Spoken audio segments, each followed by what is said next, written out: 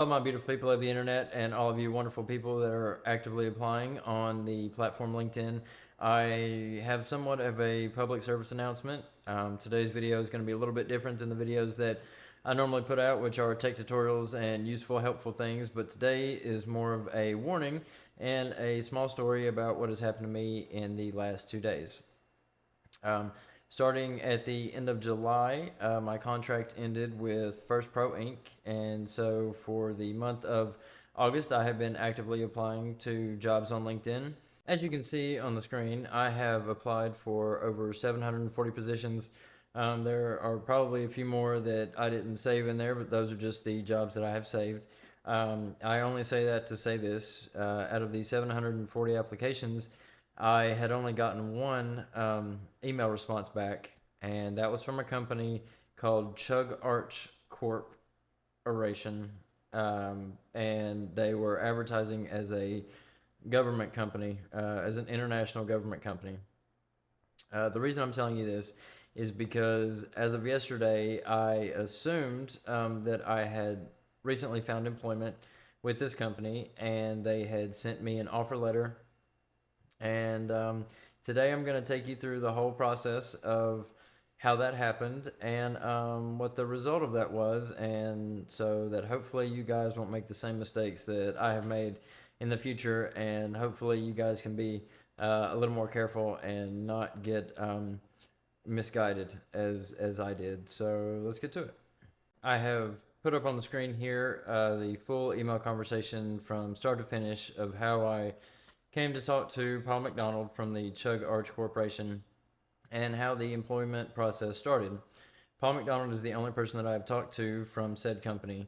And it started out, he emailed me back and he asked me to complete 5 interview questions about the network specialist position. In my area and my expertise, networking is probably my strongest foundation that I have.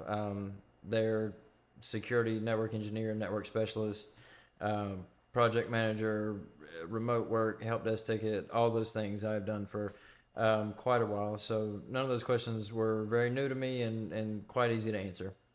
I answered those questions immediately, and I sent him back an email telling him that I had answered those questions. A little while later, he had emailed me back my confirmation letter and said that they wanted to offer me the position.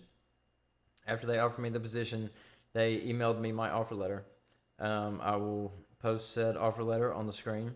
I was very excited. If I'm sure, just like many of you that have been applying to jobs for any length amount of time, when you get an answer or when you get something that says that you've been accepted to a job, I mean, you're ecstatic that you don't have to go through the interview process, and that you don't have to, all the time and work that you put into this is really finally paid off, and you're very excited. And so you tend to overlook things sometimes if you're too excited about it. But that's neither here nor there. I was very happy that I had gotten this position, and I was very happy that I was going to continue my career as a network specialist. This company does have a website, which I will post here. I looked at their website, I went on LinkedIn, and I looked up said Paul McDonald. After the emails that you saw and after they sent me the cover letter, he asked me to sign it and email him a copy back with a copy of my driver's license, which I did. And from there, he asked me to download the Google Hangout app. Those of you who don't know, Google Hangout is slowly phasing out. They're no longer going to do Google Hangout here in the near future, and it has become Google Chat. That was kind of one of the first red flags, and he just asked that once I download the app, then I should add his email in there so that we can talk better. I provided him with my phone number, and I told him that he's more than welcome to reach out to me at my phone number. He's more than welcome to call me or text me anytime. Neither one of those things happened, and as of this morning, the 29th, all of that happened on the 28th, yesterday. All of that happened on Monday the 28th. this morning on the 29th, uh, Paul reached out to me and he said that he would be sending me a check so that I could purchase the necessary office requirements that I needed for my home office to work remotely. He sent me a list of said items, and this morning he confirmed that he was going to, what I assumed was, mail me a check for the said items. He then texted me a little while later and said that my check was ready. And I said, okay. I said, well, I'll let you know as soon as it arrives in the mail. And he said, well, it's a mobile check. He said, and it has to be deposited in a mobile deposit only. Now, I'm not sure how many of you are familiar with mobile deposits and checks, but how that basically works is you yourself do not have the physical check. You have a picture of the check, and you can take that picture and go online and you can upload the image of that picture onto your bank. I have 3 separate financial institutions that I deal with currently. When he sent me the picture of the check was for $4,440. Then that was followed by a vendor will be delivering you the rest of your items at some point today, but you need to deposit that check into your bank so that you can pay for said items. Those of you who work with vendors before, and those of you who worked with other companies before, that's a strange way to do things. I don't know this vendor. I have no idea who they are. I haven't spoken to anyone on the phone. I haven't seen anyone in person. The only invisible person that I've talked to is this man named Paul.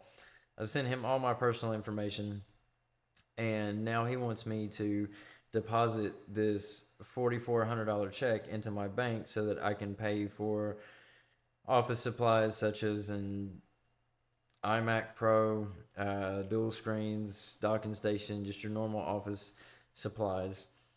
But he added that the total amount of the check would not cover the total amount of the supplies that I needed. I also found that to be a little weird because that meant that I would have to pay out of my own pocket for the rest of my supplies, which is not a big deal. I had no problem in doing that whatsoever, but I just found it odd that my new employer was having me spend money already when I haven't even sent him my social. I haven't talked to anybody in HR. I haven't given him any tax information. I haven't given him anything other than my name, my driver's license, and my signature. I guess you can chalk all this up to me being too excited for the current position and for the hourly rate that they were going to pay me, which was standard for a network specialist. It wasn't anything too outside the frame for that particular role. And I pretty much knew what I was getting into with that role because I had done it in the past with First Pro Inc. And so this morning, after he told me I, for some reason, had to deposit the check quickly, and that is a big sign. If you guys don't know, if anyone ever sends you any kind of mobile check or mobile anything and they tell you that you can't cash it, that you just have to deposit it into your bank, that's the biggest red flag that you can get that like something fishy is going on.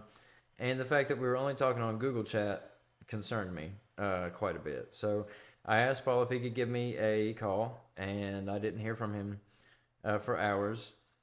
And then he asked me what kind of financial institution that I used. I told him, and then I told him that I could cover the cost of the equipment, but I said, just for this opportunity, I said I'd be more than happy to cover the cost of the equipment. And then he proceeded to threaten me and told me that he didn't think that this job was right, that I wasn't ready for this job yet.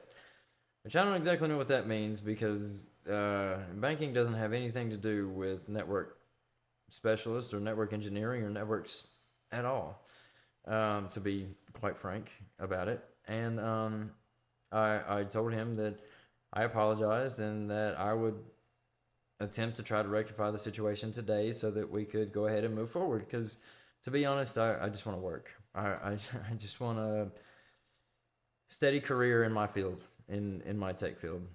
That's all I want. And so after visiting my bank and them telling me that they don't do any form of mobile deposits whatsoever, then I checked my other two financial institutions. I can do a mobile check deposit on both of those financial institutions, but one was for $3,500 a day and the other one was for $2,500 a day. So his requirements I couldn't meet, which is something I've never said. I've never, there's not a requirement, there's not a skill, there's not a talent that I can't, one, learn, or two, provide for any employer. There's nothing too big or too small that we can't fix. And so I messaged him back and told him that that wasn't going to be possible for me to deposit that check, and I asked him to wire the funds as you would in the 21st century. And he just now answered me at about 4 p.m. and said that that was not possible, and spelled apologize with an S. And that was another big red flag. And I just simply ask, before we move forward, I would just like to speak with somebody on the phone, or maybe speak with somebody through a video conference of some kind. And I haven't heard a response back yet. So I just wanted to warn you guys and make everyone here on LinkedIn aware that this company, if you get contacted by them, or if you get contacted by anybody named Paul McDonald, and they do not want to talk to you in person, or they do not want to show their face, that you may just want to be extra cautious before you give them any information. I know this may be very simple to a lot of people, but like I said, after putting in all those applications and then finally getting this offer, I was a little excited and a little blinded by the offer. So I do apologize to anybody that this isn't my normal video that I normally make. I will definitely have another one out for you guys tomorrow that is based on tech tutorials. Just as a final side note, I would like to say that the normal process for getting a legit actual job on LinkedIn is normally 3 interviews, and it takes a little bit longer than a day, as most of you know, I'm sure. And not that you have to take my advice, and not that you have to listen to me whatsoever, because I am nothing and nobody. Working with a recruiter is the best way to find a position on LinkedIn, the fastest, easiest, and safest way possible. I know that the last recruiter that I worked with was phenomenal, and honestly, if anybody gets the chance to work with Miss Shelby Samuels from First Pro Inc., was one of the best job experiences I've ever had. So I would consider yourself very lucky. Yeah, anybody that gets contacted by this company, please just be careful, and remember that y'all are wonderful, in case nobody's told you today.